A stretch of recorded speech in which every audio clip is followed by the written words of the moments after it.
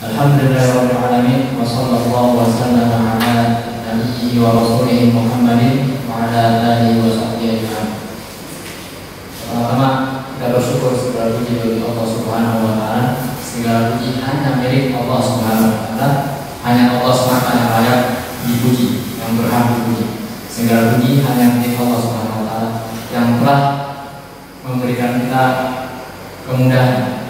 Allah Subhanahu wa taala mudahkan hati kita, mudahkan anak kita untuk datang ke masjid menghadiri sholat subuh ini. Dan ini adalah suatu kenikmatan yang luar biasa dari Allah Subhanahu wa taala. Yang mana kita lihat mungkin tetangga kita, saudara kita mungkin belum Allah berikan kenikmatan ini. Sholat subuh ini luar biasa. Karena Nabi SAW bersabda dalam hadits riwayat Muslim, "Man shalla al-isya bil jamaah fi jamaah kutiba lahu yang menyebutkan dakwah Rasulullah SAW.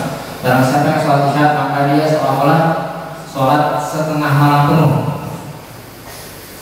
Barang siapa yang sholat isya di jamaah berjamaah maka seolah dia sholat setengah malam penuh meskipun dia tidur."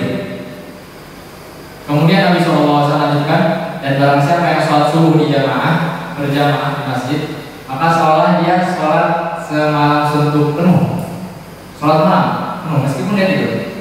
Dan di hari lain Nabi SAW bilang, sholat subuh kalau di tiba-tiba. Barang siapa yang sholat subuh maka dia berada di penjagaan Allah SWT, jangan Allah SWT. Nah, ini suatu kenikmatan yang besar. Suatu kenikmatan yang besar. Ketika seorang hadir sholat berjamaah di masjid, terutama subuh, itu berarti Allah SWT menjaga kita.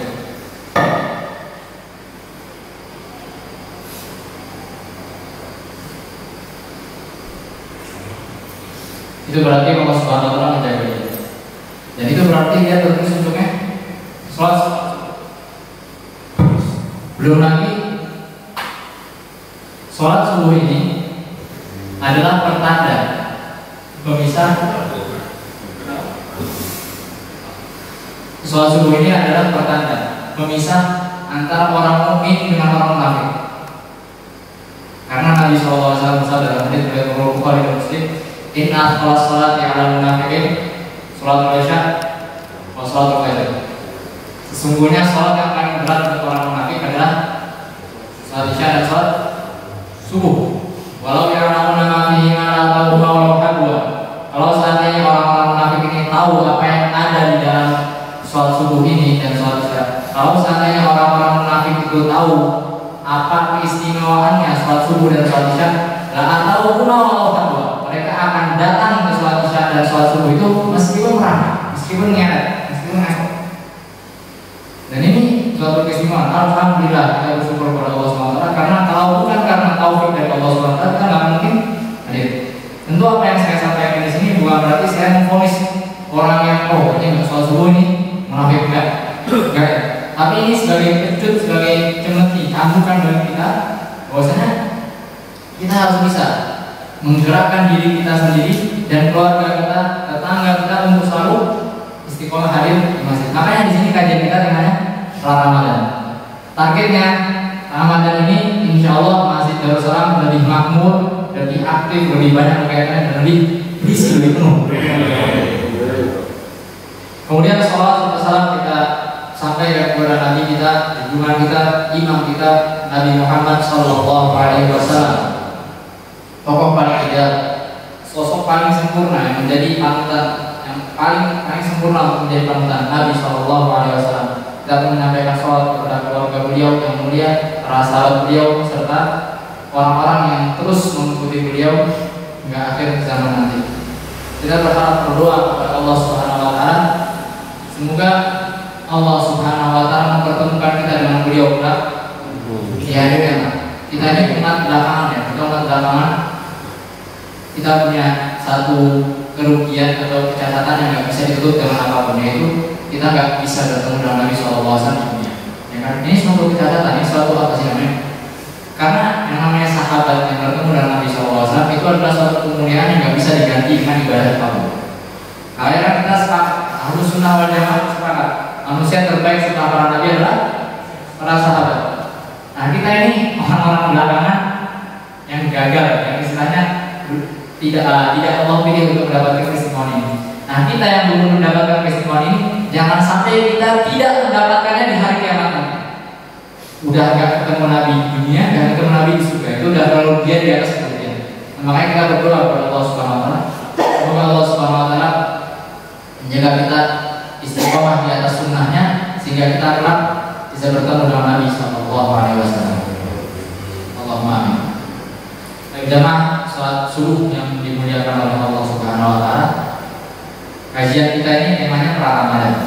Ya, ibarat atlet ya, atlet olahraga. Kalau ada atlet SEA Games atau atlet Piala Dunia, dia mempersiapkan untuk ajang lombanya ini. Mungkin lombanya itu hanya berjalan sekitar 1 bulan. Misalnya Piala Dunia atau SEA Games atau apapun lah itu ajang olahraga. Mungkin ajang olahraga ini hanya berjalan 1 bulan. Tapi lihatlah persiapan atletnya. Atletnya persiapan dari mana? Bisa 1 tahun sebelumnya. Bisa 1 tahun sebelumnya. Coba kita lihat wisma atlet yang dibangun sekarang jadi apa? Jadi tempat COVID, karantina COVID. Itu kan dulu wisma atlet dibangun sebesar itu, semewah itu. Untuk apa? Untuk satu event olahraga. Artinya orang ini, manusia itu ya, untuk hal-hal duniawi saja semangatnya bukan persiapannya bukan main. Padahal hanya sekedar sih guys, sekedar kompetisi ya. Kalau dia menang dapat dunia juga. Nah, kita ini Ramadan ini ajang perlombaan akhirat yang dikejar surga, hadiahnya surga bukan dunia. Dan gelar tertinggi itu bukan medali emas, medali perak, juara 1, juara 2, enggak. Gelar tertinggi itu takwa. Dan takwa itu sebagaimana yang kita tahu, inna akramakum indallahi atqakum. Manusia yang paling mulia di sisi Allah adalah yang bertakwa. Makanya Ramadan ini perlu kita persiapkan lebih matang sejak jauh-jauh sekarang dari bulan Rajab. Insya Allah kajian ini akan berlanjut setiap pekan dan gak lama. Insya Allah gak selama kajian subuh biasanya. Ini insya Allah kajian subuh. Nah, apa yang akan kita bahas di kajian Ramadan ini? Tentu kita nggak membahas kewajiban puasa, enggak ya. Kita nggak membahas saya lagi dalam mengikuti pahala usia ini. Kita sudah dengar ini setiap Ramadan. Kita nggak akan bahas itu. Tapi yang akan kita bahas adalah hal-hal yang tidak diketahui oleh setiap muslim. Karena kita sebagai muslim mungkin terluput dari kita beberapa hal yang sebenarnya harus kita ketahui. Dan oleh karena itu makanya saya sebenarnya di sini saya duduk di sini bukan karena saya main baik, enggak. Saya bukan saya yang paling berilmu, enggak. Tapi yang namanya ilmu itu kan amanah ya. Ilmu itu amanah dan akan dihisab. Sebagaimana harta akan dihisab, ilmu pun akan dihisab. Ilmu yang ada pada diri kita semua kalau kita nggak sampaikan itu akan Allah tanyakan kenapa nggak disampaikan. Makanya di sini dengan sedikit ilmu yang Allah berikan, saya ingin sampaikan beberapa poin penting yang harus diketahui setiap muslim. Siapapun itu, baik dia laki, perempuan, muda, tua. Makanya saya sangat ingin kalau misalnya remaja itu bisa hadir. Remaja itu anak muda itu bisa hadir. Ya kalau ada bapak-bapak itu lebih bagus. Bapak-bapak lebih bagus karena memang ini penting untuk kita. Nah, apa saja yang akan kita pelajari di sini yang tidak boleh diketahui seorang muslim? Apalagi kalau misalnya kita sabar. Karena kalau kita sabar sholat di bandara, di stasiun, mungkin nanti kita jangan kosor maghrib isya. Itu kadang di rumah. Saya pribadi kalau saya kan sering ke Semarang atau kemana, kalau saya selalu sholat, saya selalu pede maju sendiri. Pokoknya saya yang di sini. Kenapa? Karena saya yakin Al-Fatihah saya udah. Nanti ternyata ada yang maju, kita nggak tahu lah mungkin orang musafir dari mana maju. Ternyata Al-Fatihahnya salah. Kan saya yang harus mulai. Makanya di sini kita di sini mengadakan tasnya Al-Fatihah bukan berarti kayak tasnya ibu-ibu yang satu huruf diulang-ulang. Enggak, ini tasnya simple banget.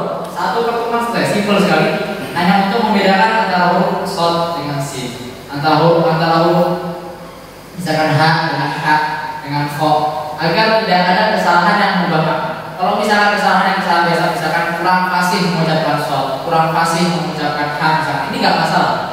Ini tidak membatalkan sholat. Tapi yang jadi masalahnya kalau misalkan kalau misalkan tasnya belepotan, dan ini ada ya di kalangan muslim kalau kita datang ke beberapa masjid masih ada. Makanya di sini biar diadakan pembelajaran tas Al-Fatihah ini, biar nanti kelak setiap jemaah Darussalam, kalau nanti misalkan dia safar lah atau jadi imam di keluarga, dia udah pede. Kalau safar nih, kalau bapak saya yakin saya Al-Fatihah saya udah lulus udah lulus, udah yakin, langsung maju, gak usah tunjuk-tunjuk lagi, gak usah tunjuk lagi. Karena memang kita ini ada rasa malu yang tercela ya, malu yang seperti ini. Kalau memang mengorbankan sholat kita malu gak enakan dengan orang, kemudian maju orang yang lain ternyata rambutnya sama, ini gak pantas. Kalau memang kita yakin rambutnya kita benar, kita benar. Baik, ini tafsir Al-Fatihah. Kemudian yang kedua, tafsir Al-Fatihah. Ini akan kita bahas tafsir Al-Fatihah, kandungannya Al-Fatihah. Dan ini wajib kita harus diskusikan. Bagaimana seorang muslim membaca Al-Fatihah ini 17 kali dalam setiap sholat. Tapi kalau dia nggak tahu, makanya gimana? Di dalam surat An-Nisa ayat 43, kalau tidak salah saya lupa ayatnya, saya nggak hafal ayat. Di dalam surat An-Nisa Allah SWT berfirman, ya ayyuhalladzina amanu la taqrabus sholata wa antum sukara. Wahai orang-orang beriman, jangan kalian sholat dalam keadaan mabuk. Ini ayat turun sebelum diharamkan khamar atau apa sih namanya, minuman keras atau bir atau apa itu. Ini ayat diturunkan sebelum khamar diharamkan. Allah SWT berfirman, ya ayyuhalladzina amanu la taqrabus sholata wa antum sukara. Jangan kalian wahai orang-orang beriman mendatangi sholat, mendekati sholat sedangkan kalian dalam keadaan mabuk. Hatta ta'lamu ma taqulun. Sampai kapan dia nggak boleh sholat? Sampai dia menyadari apa yang dia baca. Sampai dia memahami, menyadari apa yang dia baca. Dia udah sadar, udah sadar. Dia udah paham apa yang dia katakan, apa yang dia ucapkan, baru dia boleh sholat. Sebelum dia sadar dari mabuknya, dia nggak boleh sholat. Ini ayat berkaitan dengan sholat. Artinya kalau orang sholat, dia harus paham apa yang dia baca. Karena Allah SWT larang orang beriman untuk sholat kalau dia belum sadar apa yang dia baca. Sekarang pertanyaannya, kita yang sadar ini yang nggak pernah mabuk, alhamdulillah nggak pernah mabuk, pernah nggak kita pas sholat dari pikiran kita kemana-mana, nggak sadar apa yang kita baca? Kita nggak sadar tiba-tiba imam udah salam ya. Kita cuma ngikut, tapi kita nggak. Karena kita dari ini terjadi ya. Mungkin kita kadang menyadari kalau kita sholat Allahu Akbar, tiba-tiba sudah kepikiran kita kemana-mana, nggak tahu jalan-jalan kemana-mana. Badan kita sih gerak, lidah kita mungkin gerak karena udah otomatis ya. Udah refleks, apa namanya? Udah setiap tahun mau sholat ya tiap hari sholat udah refleks, gerakannya udah refleks. Tapi nggak ada kesadarannya. Sedangkan Allah Subhanahu Wa Taala melarang orang-orang beriman yang mabuk untuk sholat karena dia nggak sadar. Nah, sholat kita yang nggak mabuk tapi nggak sadar ini ada pahalanya nggak? Makanya para ulama rahimahullah sepakat bahwasanya pahala seorang itu dalam sholatnya sesuai dengan apa yang dia sadari dan pahami dalam sholat. Nah, di sini Nabi SAW bersabda dalam hadis riwayat Abu Daud, saya tuliskan di slide ya. Dan hadis riwayat Abu Daud, Nabi SAW bersabda, "Inna juga layan sholihu wa ma kutiba min sholatihi illa khushuha tus'uha sunnuha subuha ila akhiril." Sesungguhnya kata Nabi SAW, sesungguhnya ada orang yang sholat, dia selesai dari sholat dia tidak ada pahala yang dituliskan dari sholatnya kecuali seper-10-nya atau seper-9-nya atau seper-8-nya. Nabi SAW terus mengucapkan seper-7, seper-8, seper-7, seper-6 atau setengahnya. Terakhir Nabi SAW katakan setengahnya. Ini kenapa? Karena kita mungkin jemaah sama ya, kita jemaah dengan imam yang sama di masjid yang sama, tapi pahala orang yang sholat di sana dan orang yang sholat di sana mungkin beda. Pahala sholat itu bergantung besar kecilnya, keagungan yang di sisi Allah Subhanahu Wa Taala bergantung dengan 3 hal. Ini catat baik-baik, 3 hal yang menentukan pahala sholat. Pertama, keikhlasan. Semakin seorang ikhlas dalam sholatnya, akan semakin besar pahalanya. Ada kan orang dia berangkat sholat mungkin gak enak sama istrinya dari suruh-suruh ke masjid, dia berangkat ke masjid. Ada mungkin orang gak enak, aduh anaknya melihat saya akan masjid jadi anak saya ikut. Ada tergantung pada keikhlasan. Semakin dia ikhlas, semakin besar pahala dia si Allah Subhanahu Wa Taala. Yang kedua, yang menentukan besar tidaknya pahala seorang itu adalah semakin persis sholat dia dengan sholat Nabi SAW, semakin besar sholatnya, semakin besar pahala sholat, semakin persis. Makanya kalau kita alhamdulillah udah ada kajian sosial ya, di dalam sholat ini udah ada kajian sosial membahas tentang sholat. Nah ini makanya saya nggak akan ulang lagi masalah fikih sholat gerakannya. Meskipun nanti kalau di sesi tanya jawab ada yang mau bertanya nggak masalah, tapi Tapi kalau untuk secara spesifik tentang masalah fikih sholat sudah dibahas oleh Ustaz Syarif. Namun saya tidak akan bahas lebih lanjut. Makanya di sini salah satu penentu pahala sholat itu adalah kesesuaian dia, kesamaan dia, kepersisan dia dengan sholatnya Nabi SAW. Makanya kalau kita buka buku hadis, bab paling tebal dalam buku hadis itu bab sholat. Karena para sahabat Nabi SAW itu merincikan sholat Nabi SAW serinci-rincinya. Dan ini hebatnya para sahabat ya. Mereka menukilkan, menyampaikan kepada kita tentang sholat Nabi SAW secara rinci. Dikatakan dalam satu hadis Nabi SAW, seorang sahabat berkata, Nabi SAW kalau dia iktidal, kata para sahabat, lam yakin ahadun minna dhahru hatta yara Rasulullah SAW saja. Gak ada satupun dari makmum, kata sahabat yang beliau kerja, gak ada satupun dari makmum yang turun untuk sujud dari iktidal. Gak ada satupun yang turun sampai Nabi SAW turun persis sujud. Udah nyampe dahinya Rasulullah SAW di tanah, barulah para sahabat turun sujud. Makanya kan saya pernah ketika imam saya ingatkan, jangan pernah gerak sebelum imam selesai takbir. Kalau imam udah bilang Allahu Akbar, baru kita. Karena seperti ini kan para sahabat Nabi SAW menyampaikan sholat Nabi SAW. Gak ada satupun dari kamu yang turun ke sujud sebelum Nabi SAW sempurna sujud. Ini salah satu saja, salah satu bentuk kedetilan, betapa detailnya para sahabat menyampaikan sholat Nabi SAW. Nah, kita akan bahas hasil pelajaran ini karena faktor ketiga yang menyebabkan pahala seseorang yang sholat itu menjadi besar atau kecilnya itu tergantung faktor ketiga ini, yaitu apa yang dia pahami dalam sholat. Orang sholat itu berat karena dia nggak paham, dia hanya merasa sholat ini sebagai gerakan rutinitas. Nah makanya saya sangat berharap kalau misalnya pengajaran ini lebih banyak yang hadir agar semuanya bisa tahu betapa dahsyatnya sholat.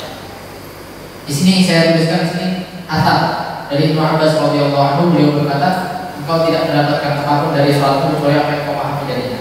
Kalau di alamnya, laisa min sholati illa ma aqala minha. Tidak ada pahala dari seorang yang sholat kecuali apa yang dia pahami dalam sholat. Makanya nanti bagi kita untuk mempelajari amal sholat. Oke. Sekarang kita masuk ke materi pertama, asal. Sebelum masuk ke materi tasbih Fatihah, saya akan sampaikan dulu beberapa poin penting tentang sholat yang masih banyak kaum muslimin salah dalam maknanya. Ini harus kita tahu. Poin pertama dalam sholat yang masih banyak kaum muslimin yang salah, dan saya yakin di antara jamaah bersama ada yang belum tahu masalah ini. Pertama tentang masalah sholat di atas kendaraan. Saya mau tanya, apa hukumnya sholat wajib di atas kendaraan? Sholat wajib di atas kendaraan? Boleh? Boleh atau enggak? Yang boleh siapa? Sholat wajib di atas kendaraan. Oke. Seluruh hadis yang menjelaskan bahwasanya Nabi SAW di atas kendaraan melaksanakan sholat itu hanyalah sholat sunnah. Hanya sholat sunnah. Periksa saja, cek di buku hadis manapun, Nabi SAW hanya sholat di kendaraan, sholat sunnah saja. Hanya sholat sunnah. Adapun kalau sholat wajib, maka Nabi SAW turun dari kendaraan dan tidak sholat di atas kendaraan. Makanya di sini sebagian kaum muslimin, kesalahan sebagian kaum muslimin, misalkan dia mau naik kereta atau mau naik pesawat, sebenarnya dia bisa sholat di stasiun atau di bandara, tapi udah nggak apa-apa lah, kita kan lagi safar, ada rukhsah, ada keringanan, nanti kita sholat di kereta aja, duduk dia sholat di kereta, tayamum pulang ya dulu, tayamum sholat, jadi itu banyak. Ini kesalahannya. Seorang muslim ketika dia bersafar naik kereta atau naik pesawat, maka harus bagi dia untuk menjamak sholat. Kalau dia memang masafahnya itu ya, masafah jarak safar itu sudah jarak kosong, maka dia menjamak sholat. Kalau dia berangkatnya setelah jadwal sholat, maka dia gabungkan sholat asarnya atau sholat isyanya ke sholat maghrib atau sholat duhur ya. Jelas dari sini ya. Misalkan dia berangkat jam 1 siang, nanti dia sholat duhur dan asar jamak takdim dimajukan sebelum dia naik kereta. Atau kalau dia berangkat sebelum waktu sholat, misalkan dia berangkat jam 10 pagi, jam 10, maka dia jamak akhir sholatnya setelah dia Tiba dia nggak sholat zuhur di kereta, tapi dia jamak dengan sholat asar nanti setelah turun di kereta. Begitu pula dalam pesawat. Dia nggak bisa sholat di kendaraan, karena yang namanya orang sholat di kendaraan nggak mungkin dia sholat berdiri sempurna, sulit kan? Sholat berdiri mulai menghadap kita. Sekarang ini udah jelas, jamak insya Allah semuanya tahu jamak, pasti tahu caranya jamak. Cuman saya memang ada satu kisah lucu. Saya pernah datang di satu saya ketika naik bis hampir di satu terminal. Saya mau sholat jamak maghrib isya. Nah kemudian kan yang namanya di musola banyak jamaah, banyak orang yang sholat juga. Saya nyari jamaah, saya mau sholat jamaah. Saya tanya salah satu bapak-bapak, Pak, bapak mau sholat tak? Ya saya mau sholat jamak isya sama subuh. Jamak isya sama subuh ini gimana? Jamak itu kalau boleh dulu sama asar dan maghrib isya. Nggak boleh jamak sama subuh, nggak bisa dijamak ya. Subuh nggak bisa dijamak. Oke, ini udah jelas, jamak udah jelas. Sekarang permasalahannya kalau kita naik pesawat atau naik kereta dan ternyata sholatnya nggak bisa dijamak. Contohnya sholat subuh. Dan ini terjadi ya, mungkin kita kadang salat malam-malam. Subuh itu kan waktunya sempit ya. Subuh itu sempit, jam 6 udah selesai subuh. Jam syuruk itu kayak jam syuruk itu udah selesai subuh. Nah subuh ini waktunya sempit. Kalau misalnya ada orang safar, misalnya kayak orang umroh atau orang naik pesawat dia naik pesawat tengah malam, atau mungkin umroh malah jauh dia naik dari jam 10 malam sampai jam masih nyampe jam 7 misalnya, jam 7 pagi. Bagaimana cara sholatnya? Sedangkan dia di kendaraan. Kalau dia tunggu sampai tiba, maka akan keluar sholat. Bagaimana cara sholatnya? Nah ketika seperti ini, dia harus sholat sesuai waktunya. Dia harus sholat sesuai waktunya, lengkap dengan rukun sholat semampu dia. Artinya selama dia masih bisa berdiri, dia harus sholat berdiri. Tentu berdirinya nggak di jalan kereta itu kan, nggak di jalan apa? Jalan enggak. Dia berdiri di tempat kursinya itu. Kita misalkan kereta atau pesawat. Pesawat misalkan dari Mekah, dari Jeddah ke Indonesia, pulang dari Jeddah ke Indonesia. Berarti akibatnya mana? Ke belakang pesawat, tinggal betul saja. Simpel. Kalau di Saudi Airlines itu udah ada pesawatnya. Tapi kalau di beberapa maskapai kan nggak ada pesawatnya. Tapi tetap kita melaksanakan sholat waktu kita. Makanya ini pentingnya menyesuaikan jadwal safar kita dengan waktu sholat. Ini penting ya kalau kita mau beli kereta, mau memesan kereta, pastikan dulu bahwa ini bisa dijamak sholatnya. Ini penting. Karena kalau misalnya kita nggak bisa pakai nanti bisa darurat, maka kita harus sholat sempurna dengan rukunnya. Berdiri ini rukun sholat ya. Berdiri ini rukun sholat, gak boleh ditinggalkan kecuali memang tidak mampu melaksanakannya. Kalau dia masih mampu berdiri, maka dia harus berdiri. Begitu juga dalam menghadap kita. Menghadap kita itu rukun dan sholat, gak bisa ditinggalkan. Oke.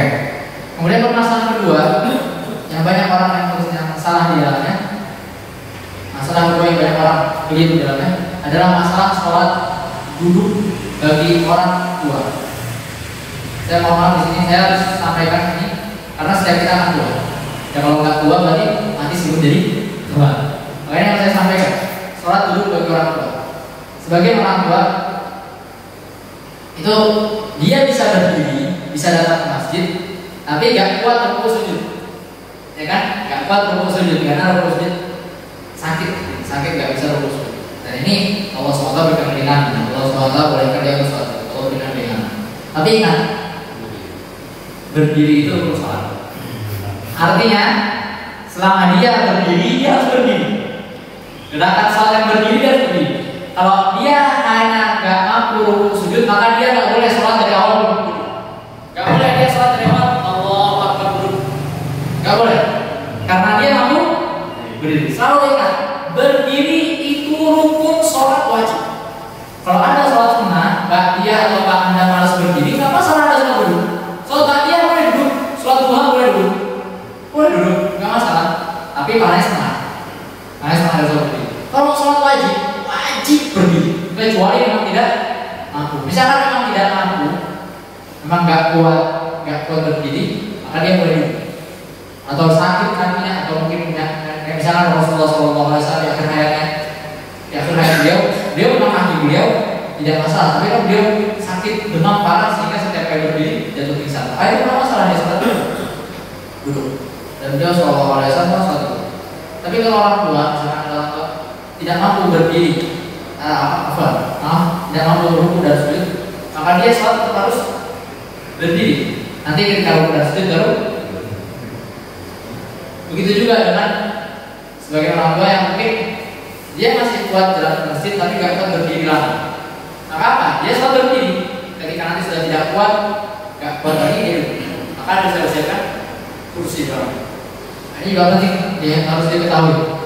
Harus diketahui karena ini berkaitan dengan rukun sholat berdiri. Kemudian hal ketiga yang perlu saya peringatkan juga untuk kaum muslimin tentang masalah sholat ini adalah tentang masalah sholat berjamaah di masjid. Sholat berjamaah di masjid ini hukumnya wajib atau sunnah atau tidak? Wajib. Ada mengatakan wajib, ada mengatakan sunnah. Jumhur ulama mengatakan sunnah muakkad. Jumhur ulama Malikiyah, Syafi'iyah dan Hanafiyah mengatakan sunnah muakkad. Akan tetapi kalau kita lihat hadis Nabi SAW pernah bersabda, "Man sami'a nida falam ya'tihi fala sholata lahu illa bi-udhrin." Kata Nabi SAW, barang siapa yang mendengar adzan, kemudian tidak mendatanginya, tidak datang ke masjid, maka tidak ada sholat baginya. Artinya apa? Sholat sendiri dia ini tidak dianggap. Yes, ya. Dan ini menjadi dalil bagi kalangan Hanabilah, kalangan mazhab Ahmad, Imam Ahmad rahimahullah, yang mengatakan bahwa sholat berjamaah di masjid itu hukumnya wajib bagi laki-laki. Kenapa? Karena Nabi SAW jelas-jelas di hadis ini mengatakan, barang siapa yang mendengar adzan tapi dia tidak mendatanginya, maka tidak ada sholat baginya. Artinya tidak dianggap sholatnya sendiri, kecuali karena wudu.